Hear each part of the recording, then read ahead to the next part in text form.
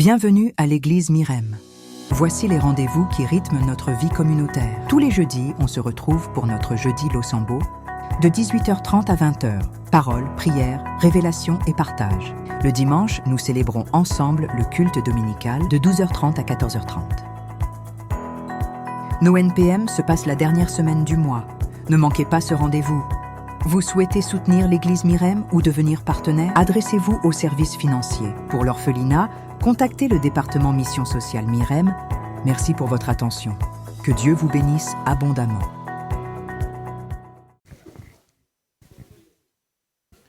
Ok. Voilà, on va commencer notre prédication de cet après-midi. Amen, amen. Nous allons parler sur un sujet ou un grand thème. Je suis déjà dans la joie, j'ai vu le papa de la sœur Jessica dans la salle. Est-ce qu'on peut acclamer pour le Seigneur? En même temps aussi, je suis aussi dans la joie de voir mon ami Prince. On a été avec lui à l'université. Est-ce qu'on peut acclamer ici pour le Seigneur? Que Dieu te bénisse, que Dieu te bénisse. Amen. Voilà. Nous allons passer à la parole de Dieu. Peut-être que je ne serai pas très très long, mais si je suis là aussi, supportez-moi, mais je ne pense pas. Nous allons parler sur le mystère du désert. Dis ça à ton voisin. La majorité des gens n'aiment pas les déserts parce qu'ils pensent que dans le désert, c'est chaotique. Les gens ils se disent, non, moi je ne préfère pas les déserts, je préfère la ville. J'aimerais dire à une personne, le miracle, tu le recevras que dans la ville, mais les brisements et l'intimité avec Dieu, tu le connaîtras dans le désert. Je vais les répéter pour que tu puisses me comprendre. Il y a des choses que Dieu fera. Il y a des choses que Dieu te donnera, ça ne sera que dans la ville. Et la majorité de ce que Dieu fait, assez souvent, Dieu ne fait que de miracles dans la ville. Mais assez souvent, Dieu ne se révèle que dans le désert. Si tu cherches des fois Dieu dans la ville, tu peux ne pas le voir. Parce qu'il va beaucoup plus faire des choses qui doivent t'attirer dans son intimité. C'est que dans la ville, Dieu doit prouver des choses au peuple d'Israël pour qu'il lui fasse confiance que dans le désert, ce qu'on a vu en Égypte, c'est qu'il fera un peu plus. Si on a vu les 10 plaies en Égypte, donc dans le désert, on a une assurance qu'il fera un peu plus. J'aimerais dire à une personne, si tu veux voir la nuée de la gloire, ce n'est pas dans la ville. La nuée de la gloire, on ne peut que le vivre dans le désert. Mais accepte de passer le désert. J'aimerais dire à une personne, il est assez peut-être un peu difficile que tu puisses être chrétien sans désert. Ça n'existe pas. Le désert ne veut pas simplement dire la souffrance. Dis ça à ton voisin. Aide-moi à dire à ton voisin. Désert ne veut pas dire souffrance. Désert ne veut pas dire souffrance. La Bible dit que Christ était en train de dire à Moïse, il dit Moïse, va dire à Pharaon qu'il doit libérer mon peuple pour qu'il parte m'adorer dans le désert. Oh, pourquoi il n'a pas dit à Cana? Pourquoi il n'a pas dit directement, dis à Moïse, dis à Pharaon de libérer mon peuple pour qu'il m'adore à Cana? Il dit non, dis à Pharaon de laisser mon peuple pour aller m'adorer dans le désert. Si tu n'as jamais connu le désert, un de mes encadreurs spirituels m'a toujours dit, si le diable n'est jamais venu marcher avec toi, fais attention, peut-être qu'il t'attend là devant. Parce qu'il faut qu'il vienne te tenter, afin que tu puisses savoir quelle est la hauteur de ta spiritualité. Si tu n'as jamais été tenté, tu ne peux pas savoir quelle est la grandeur de ta spiritualité. Je disais toujours à quelqu'un, sœur Lise, ne dis pas que je suis un homme fidèle si tu n'as jamais été tenté en dehors de ta femme. La fidélité ne se résume pas du tout le jour, parce qu'on vit dans le quotidien. Non. C'est souvent quand on est un peu loin. Là où maintenant la tentation arrive, mettons ceci, beauté plus argent, plus discrétion. C'est-à-dire, vous êtes qu'à deux. Il y a la beauté, il y a l'argent, et puis il y a la chambre. Personne ne vous voit. Sans vidéo, sans caméra. C'est alors qu'on saura que si tu es fidèle à Dieu. Et assez souvent, nous aimons la ville. La ville, pourquoi? On doit voir le miracle de Dieu. On doit voir ce que Dieu est capable de faire. Oh, il doit changer de l'eau en sang. C'est dans la ville. Il doit faire sortir les 10 plaies. C'est dans la ville. Il doit frapper les premiers-nés. C'est dans la ville. Il doit écarter l'ange de la mort. C'est dans la ville. Mais dans le désert, Dieu commence à retirer tout ce qui est comme un miracle. Mais il commence maintenant à briser, afin qu'il puisse avoir la personne comme il veut, à la taille et à l'image parfaite de Dieu. Les 2 heures est un mystère. Vous savez, quand Moïse traverse, j'aimerais ici tout, j'aime bien parler de ça. Il y a de ces choses qu'on vit dans le désert qu'on ne peut pas les vivre ailleurs. Il y a des choses que Dieu va te révéler. Il y a des choses que même Moïse ne connaissait pas. J'aimerais tout de suite ici te donner déjà le bénéfice de ce que tu vas vivre avec Dieu dans le désert. Tu ne connaîtras pas la loi de Dieu si tu es dans la cité. Les gens de la cité ne connaissent pas la loi de Dieu. Mais c'est les gens qui vivent dans le désert qui connaissent la loi de Dieu. Parce que Dieu est en train d'inscrire sa loi à ce moment-là. Quand ils étaient encore en Égypte, Dieu n'avait pas donné de loi. C'est dans le désert que Dieu va faire maintenant. Il dit, je vais maintenant tisser cette alliance avec vous. C'est dans le désert que l'homme commence à connaître quelle est la capacité de son Dieu. Il peut maintenant de lui-même aussi découvrir Dieu. En Égypte, ils ont entendu parler de Dieu, mais dans le désert, ils ont aussi expérimenté Dieu. Ils ont expérimenté Dieu. Ils ont dit non, c'est que Moïse est en train d'aller faire. La Bible me dit que quand Moïse partait prier, quand il revenait avec une gloire. Et il n'arrivait pas à s'y porter. J'aimerais dire à une personne que le désert où j'aimerais t'amener ici, je t'introduis tout doucement, c'est pour te dire que aime le désert.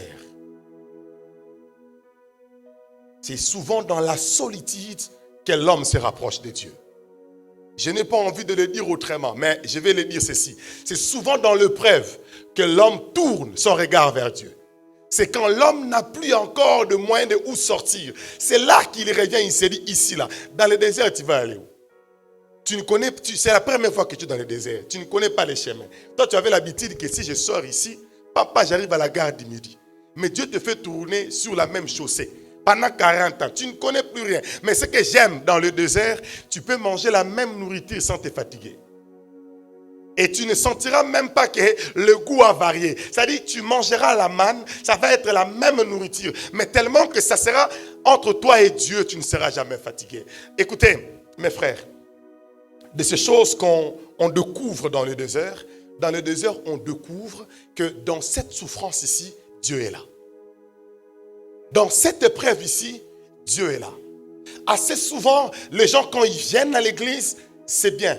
Permettez que je puisse ajouter, mais pas ajouter, compléter. Dans la prédication de dimanche passé, on nous a dit qu'il faut créer ton Éden. Il faut créer ton Éden, autrement il faut créer les lieux de l'intimité. Il faut quitter la ville, il faut savoir s'isoler, il faut savoir se cacher, il faut savoir avoir l'intimité avec Dieu. Le désert, c'est-à-dire que je quitte un peu tout, je suis dans un lieu aride où toutes les conditions humaines ne sont plus réunies. Il n'y a que Dieu qui peut me donner les conditions pour que je puisse vivre dans cet endroit-là. Quand tu subis l'épreuve, ce n'est que Dieu qui peut te donner les réconforts qui vont te donner l'espoir de continuer. Oh, un homme était en train de témoigner ce matin en disant, pendant 8 ans, comment je peux expliquer à quelqu'un la douleur que j'ai?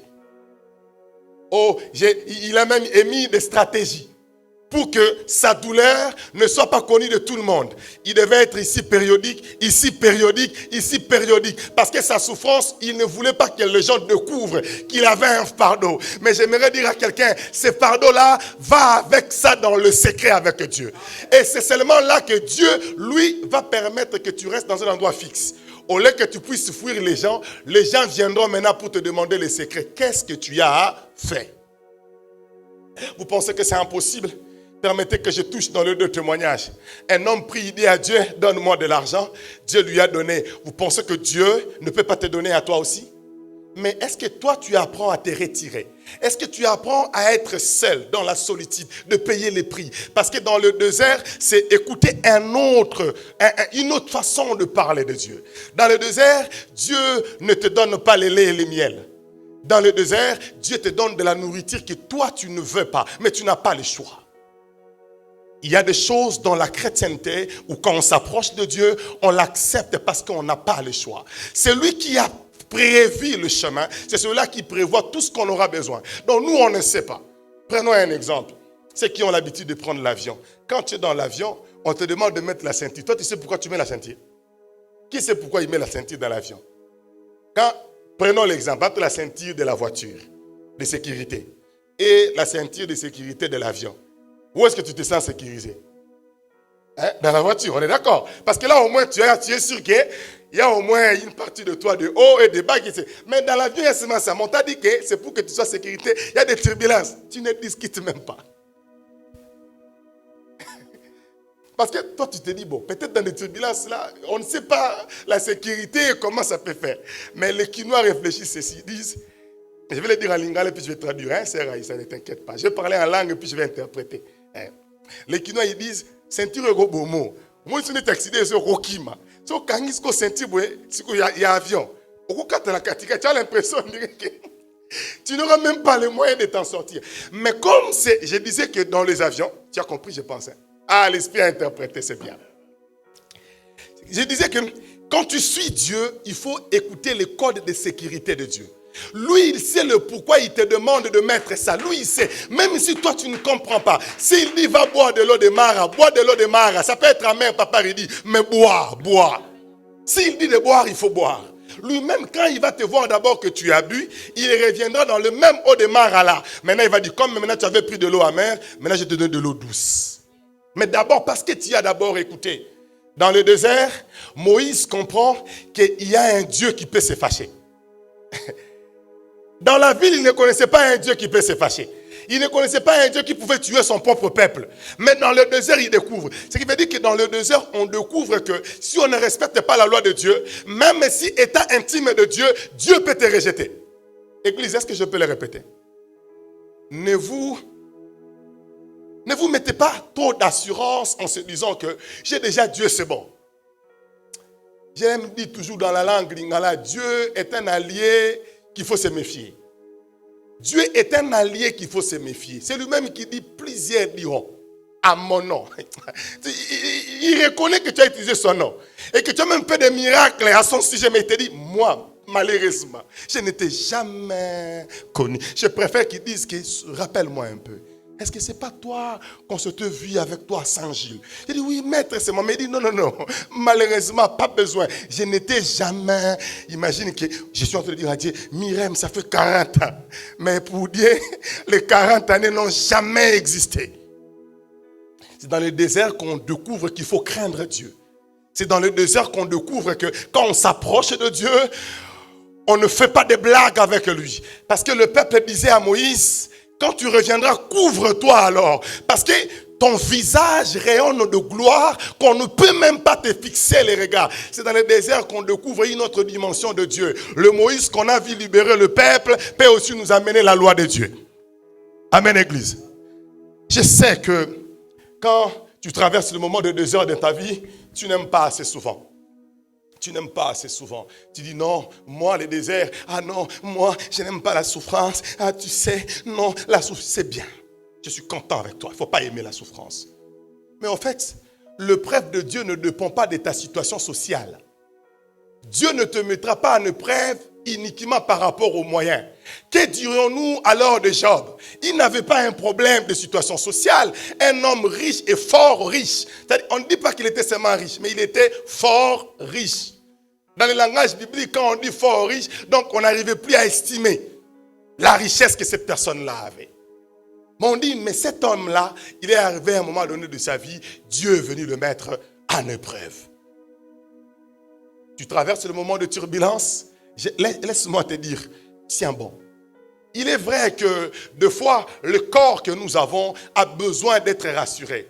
Oh, je ne sais pas si ça va bien sonner dans tes oreilles, mais on dirait, toutes les prédications n'atteignent pas l'âme. Il y a des prédications qui atteignent l'émotion pour te permettre à te motiver. Mais il y a des prédications qui atteignent l'âme et une fois que l'âme elle est atteinte, tu sens une transformation au fond de toi et une paix.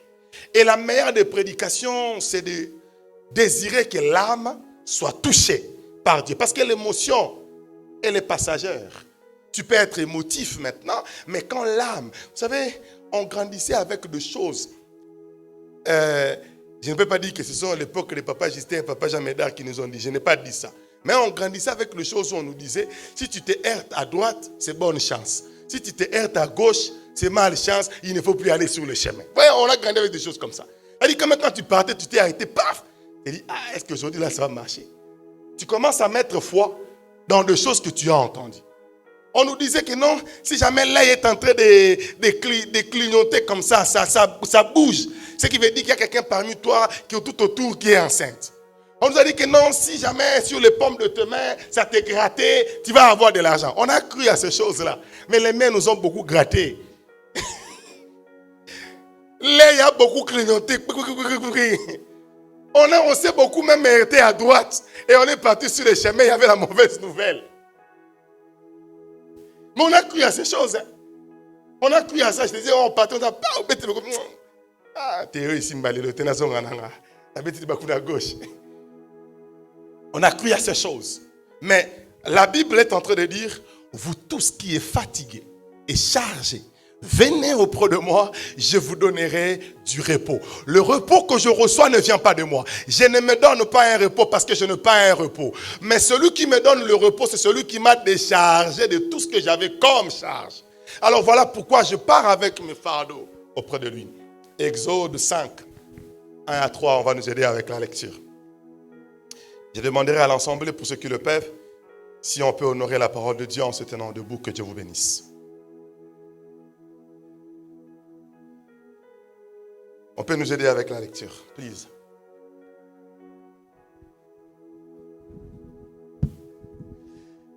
Exode 5, 1 à 3, la Bible dit, Moïse et Aaron se rendirent ensuite auprès de Pharaon et lui dirent, ainsi parle l'Éternel, le Dieu d'Israël. Laisse aller mon peuple pour qu'il me célèbre au désert. Papa, faut aller doucement, c'est important. Il faut aller doucement. Il ne faut pas aller vite, pardon. On y va, homme de Dieu. Laisse aller mon peuple pour qu'il célèbre au désert une fête en mon honneur. Pharaon répondit, qui est l'Éternel pour que j'obéisse à sa voix en laissant aller Israël? Je ne connais point l'Éternel et je ne laisserai point aller Israël. Ils dirent, le Dieu des Hébreux nous est apparu. Permets-nous de faire 3 journées de marche dans le désert pour offrir des sacrifices à l'Éternel afin qu'il nous frappe de la afin qu'il ne nous frappe de la peste ou de l'épée. Amen. On peut s'asseoir. On va garder la référence. J'aime les détails. Les hommes de Dieu, les servants de Dieu, vous qui lisez la Bible mieux que nous autres, ou peut-être que nous lisons de la même manière, quand Dieu appelle Moïse, Dieu dit quoi à Moïse? Va libérer mon peuple et amène-le vers le pays où je te montrerai. D'où est venue l'histoire du désert? La rencontre de Moïse et avec Dieu, c'était de l'Égypte vers Canaan. Mais pourquoi quand il envoie Moïse et Aaron vers Pharaon, il dit, va dire à Pharaon de laisser mon peuple d'aller dans le désert. Frère, Dieu ne te mettra pas dans le délice si tu n'as pas encore traversé le désert. Il doit se rassurer que la formation que tu as reçue dans le désert te permettra à consolider le délice que tu auras dans Canaan. Et beaucoup de gens, quand ils cherchent à avoir Canaan, quand ils ont le délice et qu'ils n'ont pas connu de preuve, des fois ils fouillent l'église. Des fois ils quittent Dieu. Parce qu'ils ont sauté. J'aimerais te dire, s'il te plaît, ne saute pas les étapes. Ne saute pas les étapes, parce que ça peut te rattraper. Tu imagines pour David, David n'a pas connu le désert. C'est sur haut, là-haut. On parle de David, sœur Naomi. On parle de David, on dit un homme bien, un homme pieux, un homme rempli de beaucoup de choses, de positives. C'est-à-dire, il n'est pas mauvais, il ne tue pas, il ne connaît même pas faire du mal, David. Mais quand David arrive dans le pays qui coule le lait et le miel, David devient un meurtrier. Parce que David n'a pas connu le désert. Il a quitté de Lo-Débar au trône. Et là au trône, il a commencé à convoiter la femme d'autrui. Et non pas seulement de prendre la femme, mais il dit, je vais tuer aussi son mari. Enfin que sa femme devienne ma propriété. Davina, écoute-moi. Si tu ne sais pas vivre dans le secret, dans le désert avec Dieu, dans le moment de ta gloire, tu vas renier Dieu. Si David ne sait pas se protéger et qu'il se dise que de là où Dieu m'a pris, en fait, j'ai envie de le dire. Je vais le dire comme ça. Ce que tu es aujourd'hui est différent de ce que tu étais hier. Ce que tu espères devenir demain sera différent de ce que tu es maintenant. Alors celui qui va changer ces choses-là, c'est Dieu. Pourquoi quand tu seras demain ce que tu as toujours voulu être, tu vas abandonner celui qui t'a amené à atteindre ces choses? Pourquoi? Pourquoi? Ce que tu es aujourd'hui, ce n'est pas ce que tu étais hier. Et Dieu t'a aidé et que ton hier soit différent de ton aujourd'hui. Et que ton aujourd'hui d'aujourd'hui soit aussi, ne soit pas comparable à ton lendemain. Mais celui qui va t'amener dans ton lendemain, pourquoi tu veux l'abandonner quand tu auras un lendemain qui coule le miel? Il dit, Pharaon, tu dois laisser, ainsi parle l'Éternel, tu dois laisser mon peuple partir pour aller... Mais pour aller faire quoi? Mais célébrer une fête à mon honneur. Je n'entrerai pas dans tous ces... au désert. Je n'entrerai pas dans tous ces détails de la fête et l'honneur de Dieu. Ce qui veut dire que quand Dieu nous introduit ici, il nous introduit en disant que quand vous allez arriver dans le désert, ne vous contentez pas de ce que vous allez vivre dans le désert, mais espérez à la promesse que je vous donne de ce qui va se faire dans le désert. Le désert n'est pas un endroit où tout le monde est d'accord.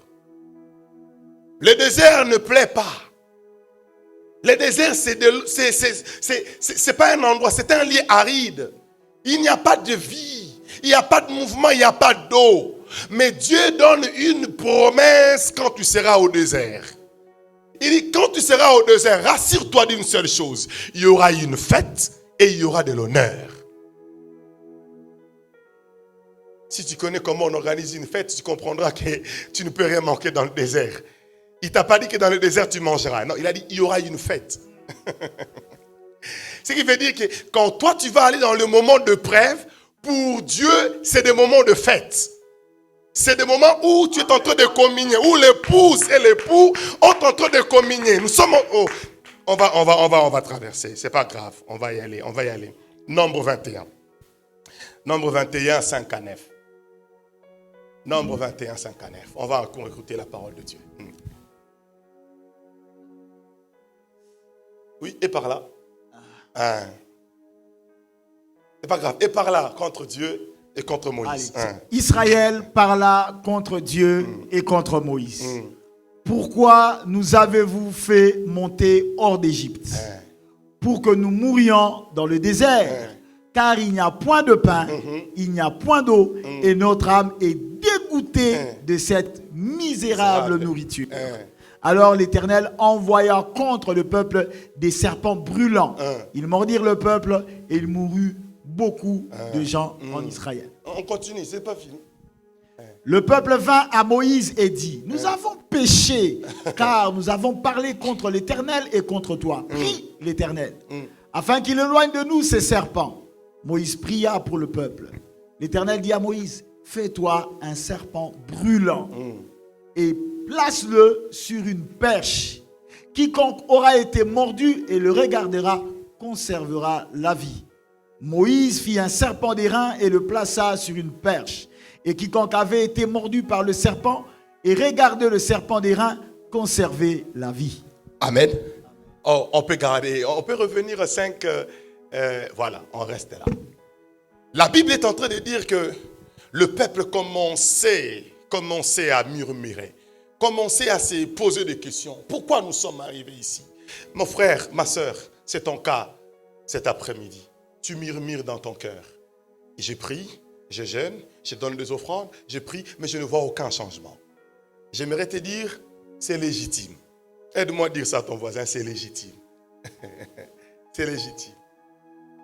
Les questionnements, oui on prie, mais il n'y a pas de changement. On prie, mais Dieu n'est pas avec nous. On prie, mais est-ce que Dieu peut nous exaucer? Le peuple ici aussi commençait à murmurer. Ils ont oublié la promesse avant d'entrer au désert. Ils ont oublié qu'ils avaient une promesse. Et la promesse était que là-bas, vous allez faire quoi? Vous allez fêter. Et vous serez où? À l'honneur. Et la Bible dit qu'ils ont dit non, on est fatigué de manger de la même chose. C'est comme toi, regarde-toi toi-même. Tu remarqueras que tu es en train de traverser le désert. Tu es fatigué de vivre la répétition de ce que tu es en train de vivre.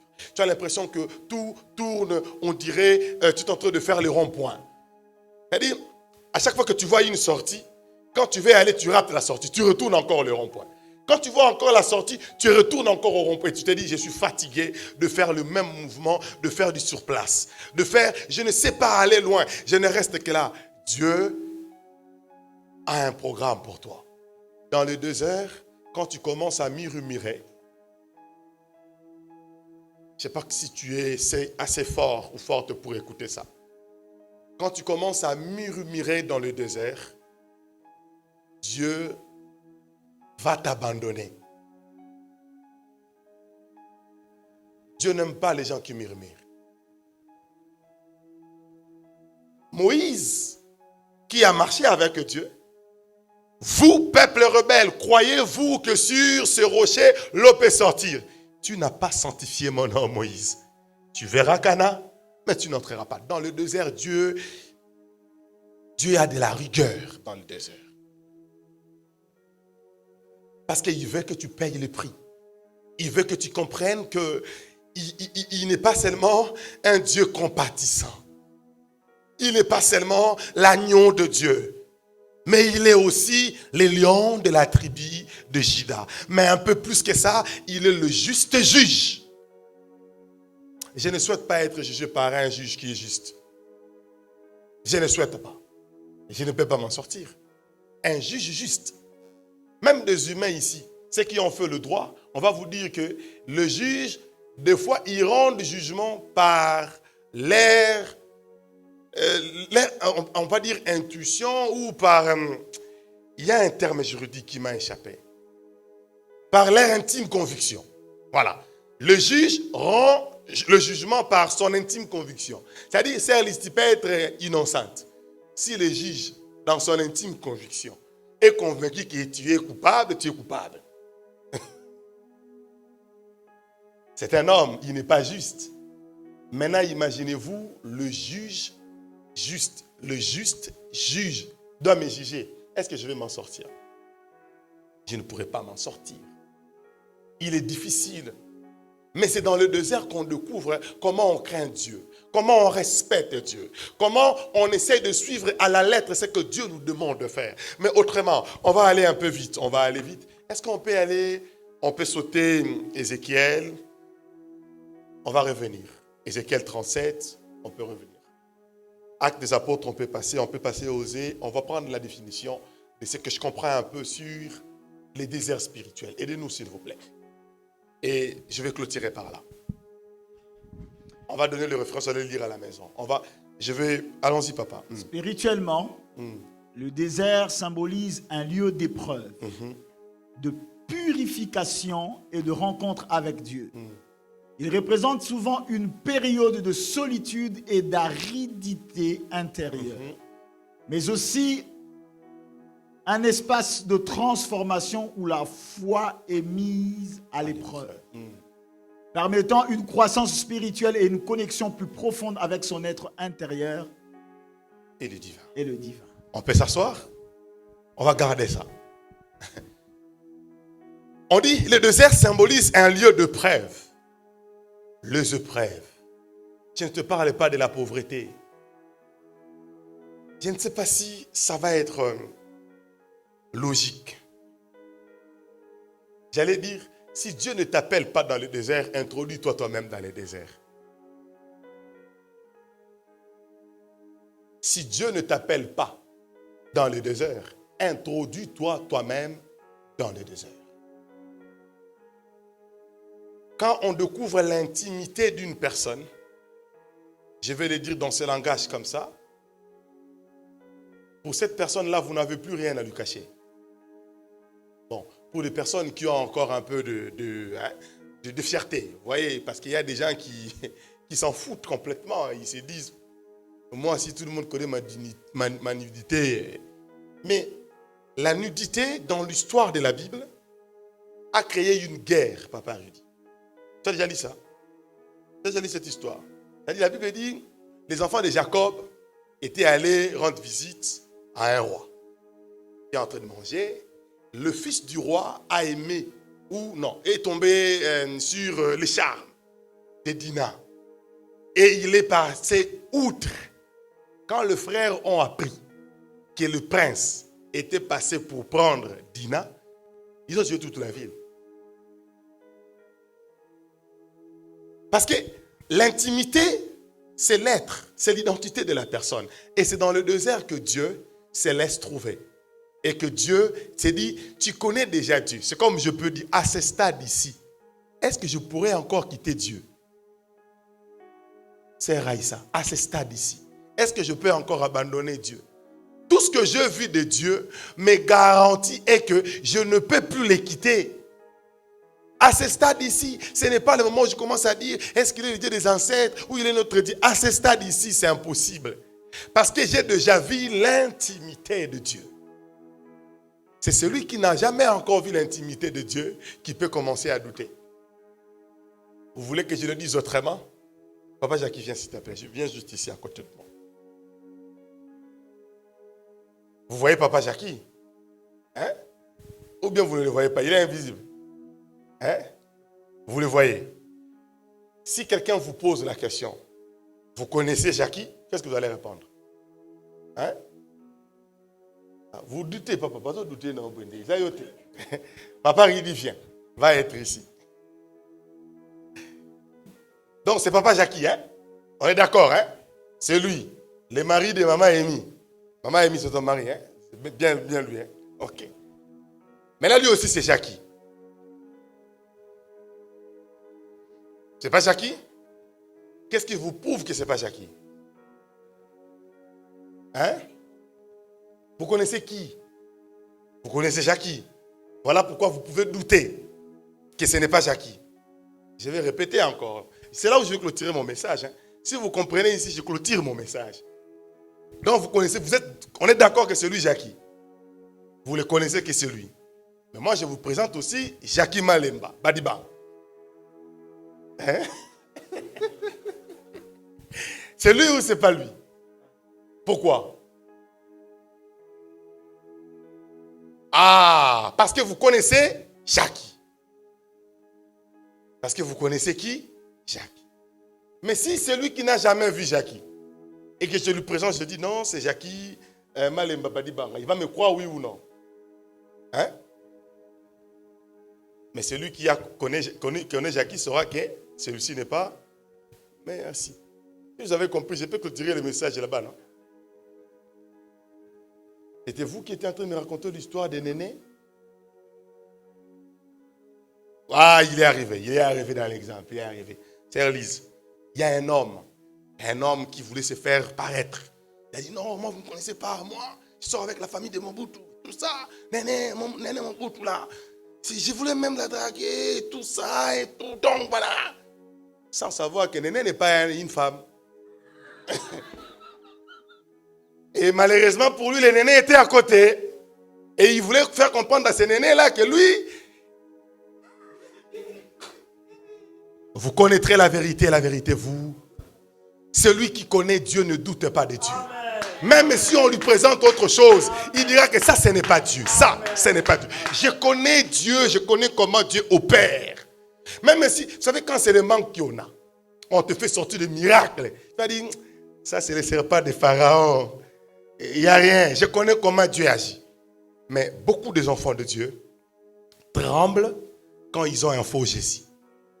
C'est parce que vous ne connaissez pas le vrai. Et quand on veut vous présenter le vrai, vous commencez à combattre le vrai. On vous dit non, celui-ci n'est pas Papa Jackie.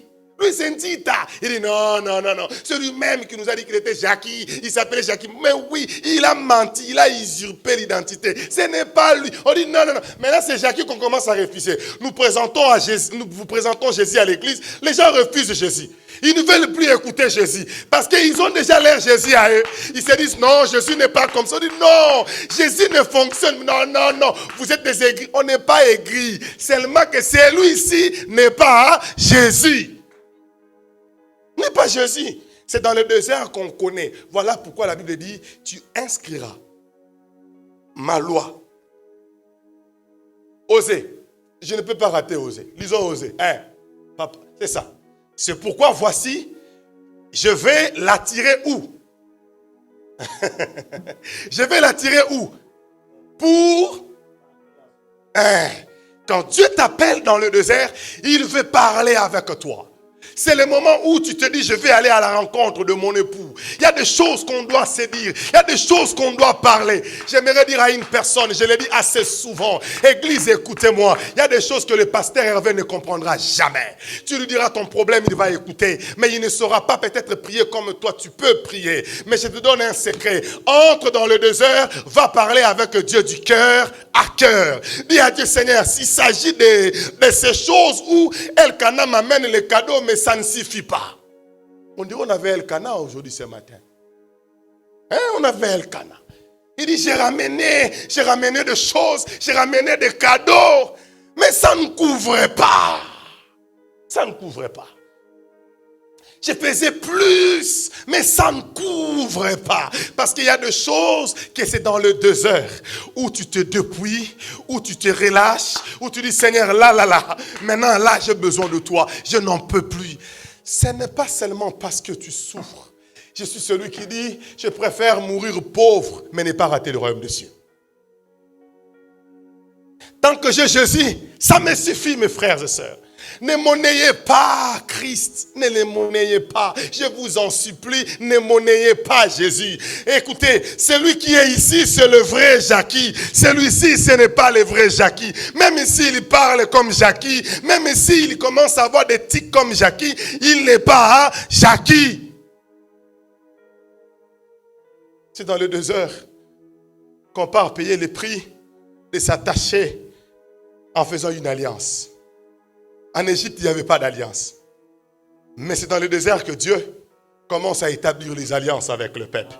Et il commence maintenant à élargir les promesses en disant des choses qu'il va faire. Oh, j'aimerais dire à une personne, cette colonne de feu, cette colonne de gloire, ils n'ont pas vu ça en Égypte. Mais dans le désert, celui qui a vécu et a parlé en langue dans le secret. Même si toi tu fais une prédication contre le parler en langue, il n'est pas atteint. Je peux le répéter. Celui qui a parlé en langue dans le secret, au désert, cœur à cœur avec Dieu. Même si toi tu viens faire une prédication, le parler en langue n'est pas biblique, il n'est pas là-bas. Lui, il connaît les vrais. C'est lui qui connaît les secrets de la dîme et des offrandes. Même si tu dis que ce n'est pas d'actualité, lui n'est pas là. Il va se dire, je connais la vérité, je connais la vérité. Ce que tu me présentes, c'est après-presse. Je ne veux pas les après-presse. Je veux ce qui... Même si c'est amer, je vais le faire. Parce que je connais. Dans le désert, ils ont tout vécu. Et quand ils arrivent dans de grandes villes pour conquérir, là, ils savent que nous savons. C'est-à-dire, l'assurance qu'ils ont. Quelle est la première victoire dans le désert? Quelle est la première ville qu'ils ont conquise dans le désert? Jéricho. Ils apprennent que, dans le désert, tout ne se gagne pas par les armes. Ils apprennent que tout n'est pas tout. Non. Dans Jéricho, ils apprennent qu'il y a des combats où on fait du surplace.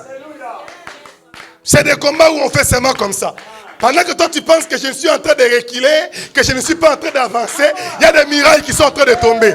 Pendant que toi tu penses que non, il est en train toujours de rester la même personne, mais il y a des choses qui sont en train d'être déclenchées. Pendant que toi tu te poses des questions, moi je continuerai à tourner. Et à mon 7e tour, il y aura simplement un cri. Je dirai Alléluia. Et la muraille va s'écrouler. Parce que pourquoi? Dans le désert, je découvre le secret de Dieu. Et que Dieu fonctionne d'une autre manière. Dans le désert aussi, il découvre que on peut connaître la mort et la résurrection. Ils ont vu Dieu tuer en Exode, chez les Égyptiens. Ils ont vu Dieu tuer, ils n'ont pas vu Dieu ressusciter. Mais dans le désert, ils ont vu un serpent mettre un venin qui pouvait donner la mort, et ils ont vu un autre serpent qui avait un autre venin qui ramenait la vie. C'est dans le désert que j'aimerais dire à quelqu'un, même si tu es mordu par les serpents de ce monde, regarde aussi le serpent qui est Christ, laisse celui qui puisse te mordre pour avoir le venin de Christ. Et ainsi tu auras la vie. Ah, ainsi vous aurez la vie. Ainsi vous aurez la vie. Vous avez peur de quoi? Pourquoi vous murmurez, peuple de Dieu? Pourquoi vous murmurez? Si vous n'avez pas l'argent, vous avez un papa responsable. Vous n'avez pas de moyens, vous avez un papa responsable. Ne murmurons plus. Arrêtons le murmure. Allons à la rencontre de Dieu. Arrêtez de murmurer. Oh, il y a encore mieux que ça dans le désert. Moïse dit, si tu ne pas devant, je n'avancerai pas. Dans le désert, on comprend que ce n'est pas nous qui combattons. Il doit y avoir un général devant et nous, on se cache derrière le général. J'aimerais le dire autrement. Les coups, l'orgueil que j'ai face aux démons, ce n'est pas moi. Il y a celui qui combat pour moi, c'est celui mon orgueil. C'est Jésus mon orgueil. Quand les sorciers de ma famille se lèvent, je dis Jésus, Jésus, Jésus, Jésus. Seigneur, si toi tu n'y vas pas, je n'y vais pas. Oh, ils vont m'écraser. Sois là devant. Moïse disait, si tu ne te déplaces pas, nous allons rester sur place. Si tu ne fais pas un mouvement, nous n'allons pas aussi faire le mouvement. J'aimerais dire au peuple de Dieu, apprenez à bouger au mouvement de Dieu. Quand Dieu bouge, bougez avec lui. Quand Dieu se déplace, déplacez-vous avec lui. Et s'il fait du surplace, faites aussi du surplace. N'avance jamais Dieu. N'avance jamais Dieu. C'est à ton désavantage. Gédéon dit, si c'est toi, si c'est toi. Si c'est toi. Gédéon dit, si c'est toi. Je vais attendre ici. Alors reste ici. Reste ici. Je vais aller chercher mon offrande. Je viendrai avec. Maintenant, comme c'est toi, vas-y. Moi, je suis derrière. Ne combat jamais sans Dieu. Dans le désert, on comprend beaucoup de choses. Dans le désert, on comprend beaucoup de choses. Dans le désert, Moïse a des éléments que même lui, quand Dieu l'a appelé, il découvre ça. Dieu lui dit, je savais qu'auprès de Pharaon, il pouvait sortir un serpent ou plusieurs. Moi aussi, j'allais jeter ma verge et ça allait aussi se comprendre. Mais ici, on ne me demande pas de jeter la verge. On dit, tu feras. Et tout celui qui regardera ces serpents-là, alors il portera la vie. Il commence à comprendre que le Dieu ici que j'ai connu avant le désert et le Dieu du désert, ce n'est pas pareil. Ah, ne néglige pas le désert. Ah, ne néglige pas le désert. Les enseignements qu'on reçoit pendant le moment de désert, c'est la force de toute une vie chrétienne. Celui qui a connu les épreuves d'intimité avec Dieu, il n'y a rien qui va bousculer. Moi, tel que je suis ici, à ce stade, que tu me dises que Jésus est blanc, noir, ça n'a pas d'impact en fait. Je peux discuter avec toi pour amuser la conversation. On va prendre du long temps, on va prendre 4 heures. Mais au fond de moi, je sais que Jésus est Dieu et il existe, point barre. Je n'ai même pas besoin que tu me dises, oh non, je peux te dire, oh la Bible, c'est le colon qui est venu avec. Je te dis, bon, c'est pas grave. Et toi et le colon, prenez la Bible. Laissez-moi Jésus. Si c'est ça le problème, prenez la Bible et vous le colon. Mais quand on va discuter, je te dis non, tu te trompes. Le colon est arrivé au 18e siècle. Mais depuis le 11e siècle, il y avait déjà les blancs qui étaient venus avant les colons. Bon, maintenant mes ancêtres là du 11e siècle, avant d'arriver au 18e, là on est en train de discuter. C'est pas parce que je vais te convaincre de la discussion. Mais au fond de moi, je sais que Jésus est Dieu. Et donc, ça, même si tu me vois en train de te dire, voilà, quand il y avait encore le royaume Congo, c'était au 11e et au 12e siècle, ils sont venus voir Zingankouv. Je suis seulement en train de te raconter l'histoire, c'est avant l'arrivée des colons. C'est vraiment pour te dire que, laisse cette histoire-là du 18e siècle, il y a eu quand même un peu 7 siècles plus tôt que les impérialistes étaient déjà venus, on les appelait les Portugais. Les chrétiens portugais qui sont allés vers l'Angola et tout et comme ça. J'ai dit, ça c'est l'histoire, mais Jésus est Dieu. Quand tu commences à réfléchir, dis papa, on gagne. C'est bon, tu as gagné la victoire. Vas-y, tu peux partir. Moi, je reste avec mon Jésus.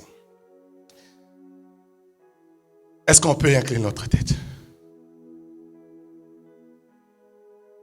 Apprendre à payer les prix pour aller rencontrer Dieu dans le désert. Ce que j'aime, il ne dit pas que vous allez rester dans le désert, mais il dit haut, parce que c'est haut, c'est un passage. C'est un passage. Le désert n'est jamais éternel, mais c'est important. C'est important. Prie comme ça te monte dans le cœur. Comme ça te monte dans le cœur. Comme ça te monte dans le cœur.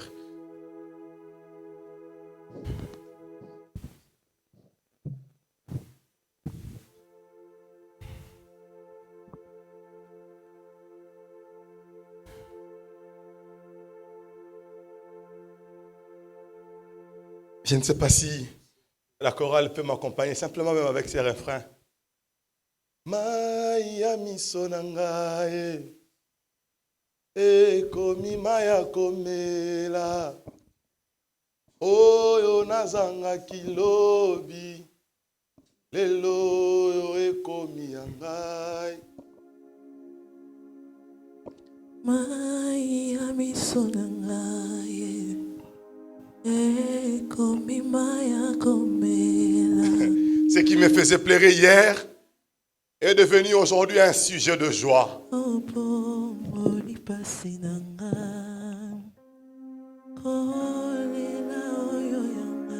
Ce qui était mes cris de pleurs, c'est devenu des cris de joie. Et ce que je manquais hier, et aujourd'hui tu me l'as accordé.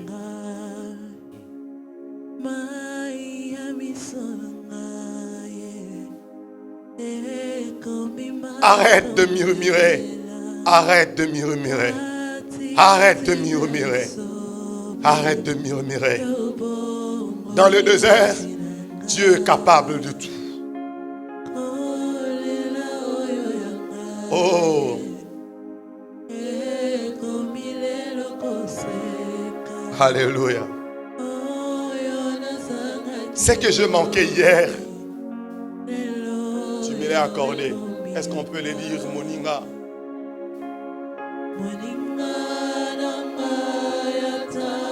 L'ami de tout temps, l'ami qu'il ne faut pas abandonner, c'est Jésus. Il n'a jamais renié quelqu'un.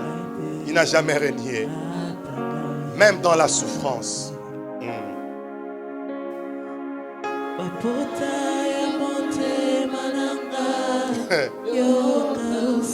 Les blessures internes, tu les as guéries.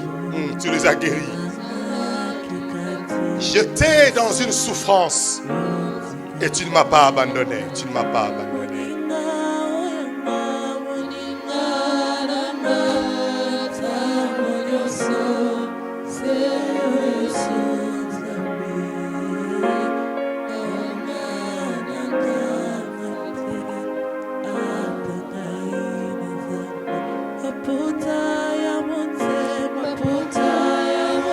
Le blessure de mon âme,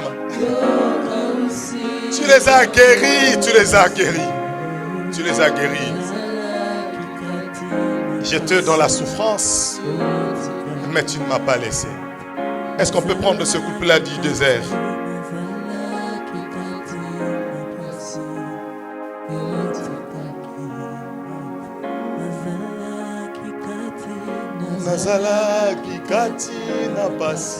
J'étais dans la souffrance, mais tu ne m'as pas abandonné. J'étais dans la souffrance, mais tu ne m'as pas abandonné. Au nom de Jésus, les gens vont compter le jour, vont compter les semaines, vont compter le mois, vont compter les années. Mais je garde la foi. Je garde la foi. Je garde la foi. Je garde la foi.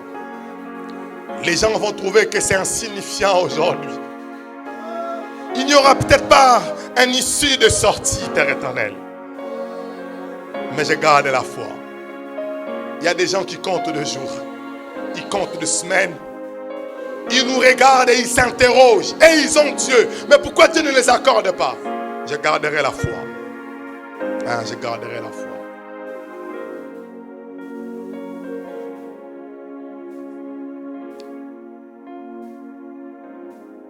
Katikati na esobe yo bongoli pasi na ngai. Ngai mutu nazalaki moto na pasi pe na mawa. Kasi yo otikaki ngai te. Oza moninga oyo ya ntango nyonso, moninga ya ngonga nyonso. Tu es l'ami qu'il faut se confier, l'ami de tout temps. Le meilleur d'ailleurs, c'est toi.